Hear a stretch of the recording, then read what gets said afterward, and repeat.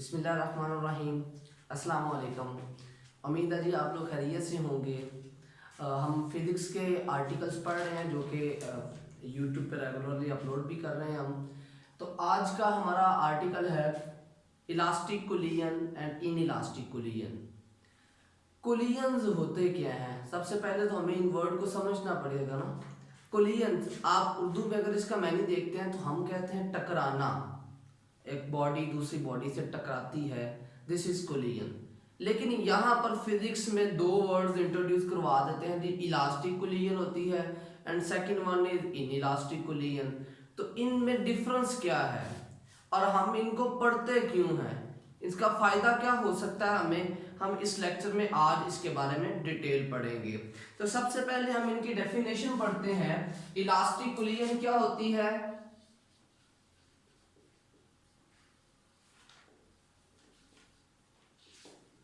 अच्छा जी, इस कोलिजन की बात करते हैं। इन दिस टाइप ऑफ कोलिजन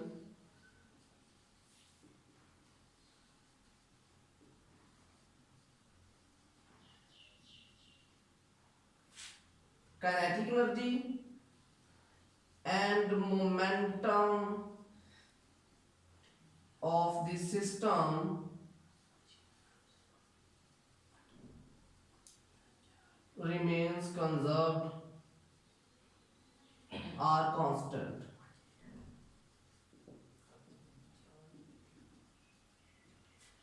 अच्छा जी, मैंने एक डेफिनेशन लिखी है। मैंने लिखा है कि ये कोलिजन की एक ऐसी टाइप होती है जिसमें आपके पास क्या होगा, काइनेटिक एनर्जी एंड मोमेंटम वो कंजर्व रहेंगे, कांस्टेंट रहेंगे। इससे मुराद ये हुई कि अगर दो बॉडीज टकरा रही हैं, उन दोनों की स्पीड डिफरेंट है, जब वो टकराने के बाद उनकी काइनेटिक एनर्जी हम देखते हैं या मोमेंटम देखते हैं तो बिल्कुल वही होगी जो कि टकराने से पहले उनकी एनर्जी और मोमेंटम था।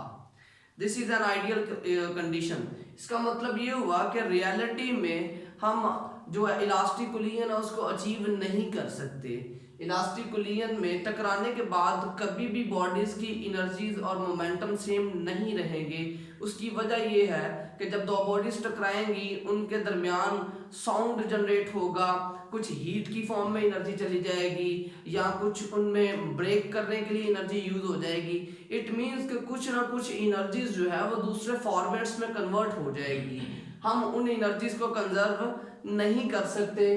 तो elastic collision is an ideal case कि इसमें आपके पास जो है सिस्टम की एनर्जी क्या रहती है, कंजर्व रहती है। लेकिन फिजिक्स में रियलिटी बेस अगर देखें तो ऐसी सिचुएशन आपके पास नहीं पाई जाती। तो आप अगर एग्जांपल में लिखते हैं तो हम कहेंगे this is an ideal case, it is an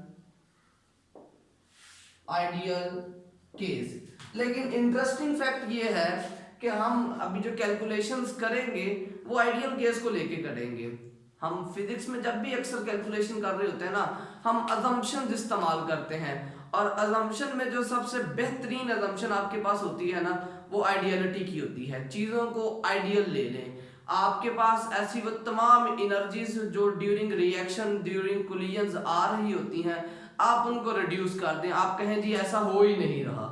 तो जब आप इस तरह की अजम्पशन इस्तेमाल करते हैं तो हमारे पास कैलकुलेशन जो है वो इजी हो जाती है। अगर हम इसके बारक्स देखते हैं, second definition that is in elastic collision.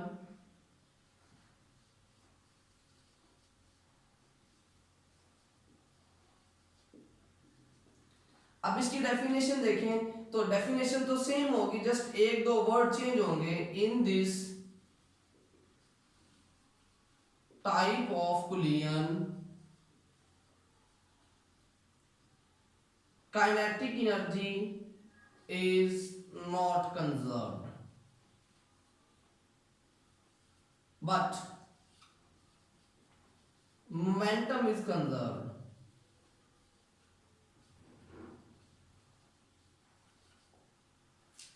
Ji student, इस टाइप में क्या होता है, हमारे पास सिस्टम की काइनेटिक एनर्जी कंजर्व नहीं रहती। लेकिन देखें, अगर आप आइडियल केसेस को भी डिस्कस करना चाहते हैं, आप कहते हैं जी सपोज कर लेते हैं हमारे पास इतने जूल्स ऑफ एनर्जी जो है वो जाया होगी है, जाया होने से मुराद है वो साउंड की फॉर्म में कन्वर्ट होगी, वो हीट की फॉर्म में कन्वर्ट होगी, किसी दूसरे फॉर्मेट में चलेगी। उस केस में भी वो क्या कहता है कि आपका मोमेंटम स्टिल जो है वो कंजर्व रहेगा। और ये आपके आइडियल केसेस नहीं है, ये रूटीन में हो रही है।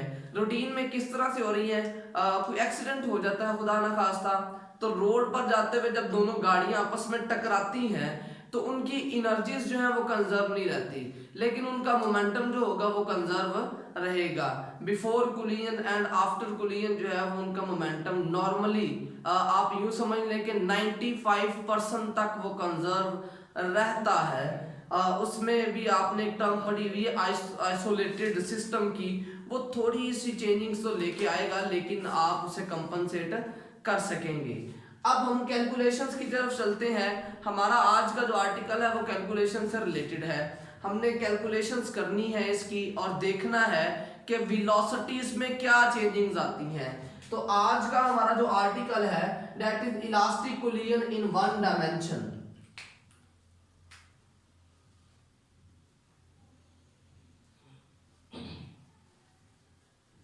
Elastic collision in one dimension। ये आपके पास कोलिजन की मोस्ट सिंपलेस्ट फॉर्म है। क्या मुराद है इससे? इससे मतलब ये है कि आपकी बॉडीज जो हैं वो एक ही एक्सिस के अलोंग मूव कर रही हैं, they are moving along a line. ये प्लेन में नहीं है, ये 3 डायमेंशनल मूव नहीं करती। ऐसा नहीं है कि ये दो बॉडीज टकराई और एक इधर चलेगी और एक इधर चलेगी, या ये दोनों को डिफरेंट एक्सिस यूज कर लेते हैं, ऐसा बिल्कुल नहीं है। इससे मुराद ये है कि ये दोनों बॉडीज आपस में टकराने के बाद इसी लाइन के अलोंग चली जाएं, या दो अपोजिट हो जाएं, या दोनों पीछे की तरफ चली जाएं, बट इनका जो लाइन है, जिस लाइन में वो मूव कर रही थी उसी लाइन में इनको मूव करना चाहिए। This is the word of one dimension. तो वो एक ही डायमेंशन में आपके पास क्या करती हैं, मूव करती हैं। इसको समझ लेते हैं जी, एक डायग्राम बनाते हैं। ये आपके पास m1 बॉडी है और ये मूव कर रही है, ये जाकर टकराती है m2 बॉडी से जिनकी पहले वेलोसिटीज v1 और v2 है। जब ये जाती हैं आपस में टकराती हैं, टकराने के बाद इन्हीं की जो वेलोसिटीज हैं वो हो जाती हैं v1 प्राइम और v2 प्राइम। हुआ क्या है, दो बॉडीज मूव कर रही थी, उनके मूव करने के बाद जब आपस में टकराती हैं तो एक की वेलोसिटी, जिस बॉडी 1 की वेलोसिटी जब v1 थी, टकराने के बाद वो v1 प्राइम होगी। नोटेशन डिफरेंट होने से कोई फर्क नहीं पड़ता, डिफरेंट बुक्स में वो u भी इस्तेमाल कर रहा है, लेकिन हम कहते हैं कि यहाँ पर आपके पास वो प्राइम्स में चली गई हैं। प्राइम में जरा समझना आसान है, सिंपल नोटेशन जो v1 और v2 है, दिस इज बिफोर कोलिजन, और v1 prime and v2 prime these are the velocities after collision. अगर हम बात करते हैं पहला, इसमें जो आपने पढ़ा था कि काइनेटिक एनर्जी कंजर्व रहती है और दूसरी बात आपने पढ़ी थी मोमेंटम कंजर्व रहता है। तो आप कहें जी बाय कंडीशन या बाय डेफिनेशन होगा कि आपके पास m1 v1 ये इस बॉडी का मोमेंटम है टकराने से पहले, प्लस m2 v2 ये आपकी सेकंड बॉडी का मोमेंटम है टकराने से पहले। This will be equal to the m1 v1 prime plus m2 v2 prime. इस इक्वेशन से हमें क्या पता चला है, इस इक्वेशन से हमें एक बात जो समझ आई है वो ये है कि बॉडीज का टकराने से पहले जो मोमेंटम होगा उसका सम बॉडीज का टकराने के बाद जो मोमेंटम होगा उसके सम के बराबर होगा। तो ये हमने क्या कर लिया जी, एक इक्वेशन अपने एक रूल को इस्तेमाल करके लिख ली। इसे आप इक्वेशन का नाम दे देते हैं इक्वेशन 1। अब सेकंड इक्वेशन लिखते हैं जी, kinetic energies 1/2 m1 v1 square. ये आपकी काइनेटिक एनर्जी है बॉडी 1 की बिफोर कोलिजन, क्योंकि मैंने इस्तेमाल की है v1 प्लस आपके पास आ जाएगा 1/2 m2 v2 स्क्वायर। अब ये आपकी काइनेटिक एनर्जी है बॉडी की मास 2 की बिफोर कोलिजन। हमें डेफिनेशन ये कहती है कि इनकी एनर्जीज का जो सम होगा it will be equal to the 1/2 m1 v1 prime उसका square plus 1/2 m2 v2 prime उसका स्क्वायर। इस इक्वेशन से हमें एक बात पता चली और वो ये है कि kinetic energies before collision sum of kinetic energy it will be equal to the sum of kinetic energies after collision. आप देख रहे हैं कि इसमें प्राइम वाली टर्म्स एक साइड पे हैं और विदाउट प्राइम टर्म्स एक साइड पे हैं। स्टार्टिंग पे ही मैंने एक बात बता दी थी कि प्राइम से मुराद आफ्टर कोलिजन है और विदाउट प्राइम जो है दिस इज बिफोर कोलिजन। अगर आप इस इक्वेशन को देखें, इस इक्वेशन में सब में 1/2 कॉमन है, तो आप उसके बगैर इस इक्वेशन को लिख सकते हैं, you can write it as m1 v1 square plus m2 v2 square is equal to the m1 v1 prime square plus m2 v2 prime square. अच्छा जी, दिस इज इक्वेशन नंबर 2। हमने इन दो इक्वेशंस को solve करना है और एक fruitful result तक जाना है जिसे हम डिस्कस कर सकें, जिसके बारे में आप कुछ एनालाइज कर सकें, जिसके बारे में आप बता सकें जी इलास्टिक कोलिजन में आपके पास आप जनरली ऑब्जर्व करना चाहते हैं तो कौन सी कंडीशन हो सकती है। अच्छा जी, इनको मैं सॉल्व करने के लिए ना एक जो यूज करता हूं बात वो ये है कि m1 वाली टर्म एक साइड पे कलेक्ट कर लेता हूं और m2 वाली टर्म जो है वो एक साइड पे कलेक्ट कर लेता हूं। आप इक्वेशन नंबर 1 से देखें, फ्रॉम इक्वेशन 1 आपके पास क्या होगा जी, m1 v1 ये वाली टर्म इधर आकर माइनस हो जाएगी, this is equal to the m2 v2 prime और ये टर्म दूसरी साइड पे जाकर माइनस हो जाएगी। मैंने क्या किया है, इसी इक्वेशन को ऑब्जर्व करें, m1 v1 इधर पड़ा हुआ है, लिख दिया। ये वाली टर्म m1 वाली इक्वेशन की दूसरी साइड पर है, उसको पिक करके मैं इस इक्वेशन की साइड पे ले आया हूं, साइन चेंज हो गया। अब m2 v2 प्राइम ऑलरेडी इधर पड़ी हुई है, प्लस में होगी और ये वाली टर्म आपके पास दूसरी तरफ जाकर माइनस में कन्वर्ट हो जाएगी। तो यहां से आपके पास क्या होगा, m1 कॉमन लिया, v1 minus v1 prime this is equal to the m2 common ले v2 प्राइम माइनस v2। ये आपके पास इक्वेशन बन गई। इस इक्वेशन को हम नाम दे देते हैं, ये हमारे लिए फ्रूटफुल होगा, इक्वेशन नंबर 3। हमने इन इक्वेशंस को नाम दे दिया और अब चलते हैं इक्वेशन नंबर 2 से, फ्रॉम इक्वेशन 2।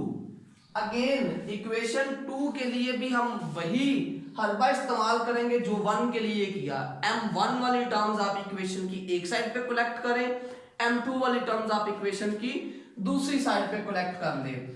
अच्छा जी, m1 वाली टर्म आपके पास आ जाती है m1 v1 स्क्वायर और ये टर्म इधर जाके minus m1 v1 prime square this is equal to the m2 v2 prime square minus ये वाली टर्म इधर आकर माइनस हो जाएगी m2 v2 प्राइम उसका स्क्वायर।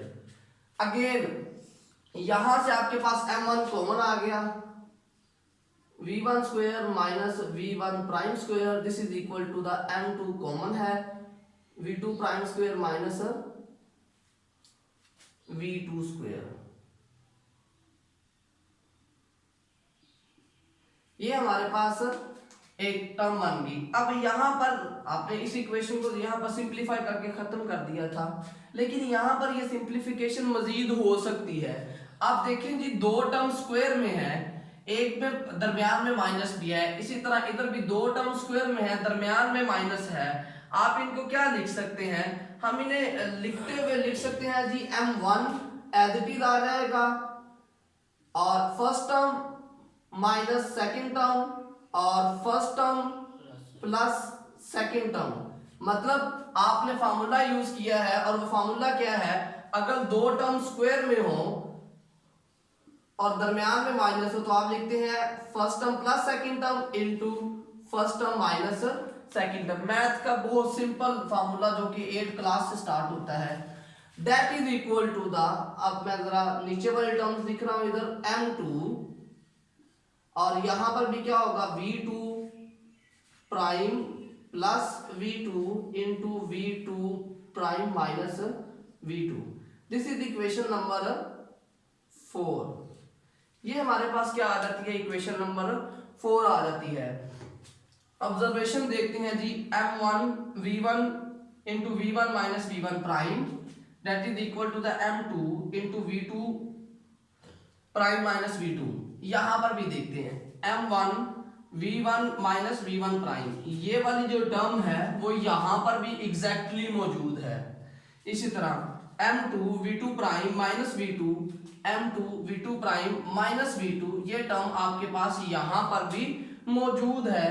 इसका मतलब ये हुआ कि आपके पास इसमें अगर आप इक्वेशन 4 को इक्वेशन 3 पर डिवाइड करते हैं, you will be getting some fruitful result. हम डिवाइड करके देखते हैं बाय डिवाइडिंग इक्वेशन 4 बाय 3। आप इक्वेशन 4 को इक्वेशन 3 से डिवाइड करते हैं।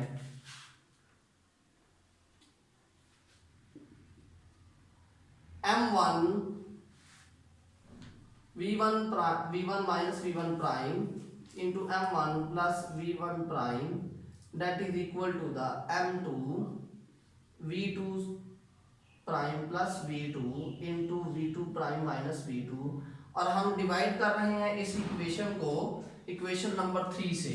चूंकि अब इक्वेशंस को डिवाइड कर रहे हैं, राइट साइड को राइट साइड से और लेफ्ट साइड को लेफ्ट साइड से डिवाइड करेंगे। m1 into v1 minus v1 prime और यहां पर आ जाएगा m2 v2 prime minus v2। अब यहां से देखते हैं कैंसलेशंस कहां पर होती हैं। ये टर्म आपके पास इधर से कैंसिल आउट होगी, इसी तरह ये टर्म्स आपके पास क्या हो जाएगी, कैंसिल आउट हो जाएगी। हमारे पास क्या आएगा जी, रिजल्ट बचेगा v1 plus v1 prime is equal to the v2 prime plus v2।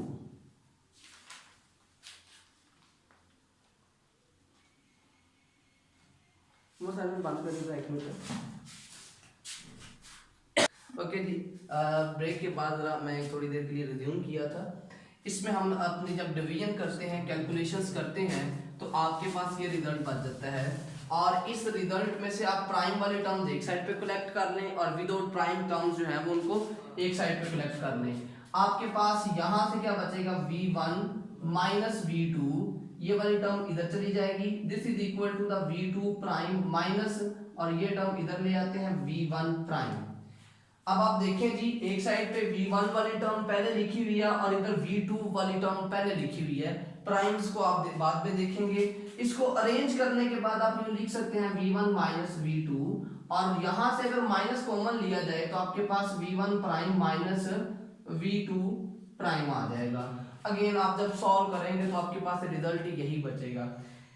Student अब यहां पर देखते हैं वो क्या कहता है, this is velocity of mass 1, this is velocity of mass 2। आप यूं लिख सकते हैं this is relative velocity of mass 1 with respect to the mass 2।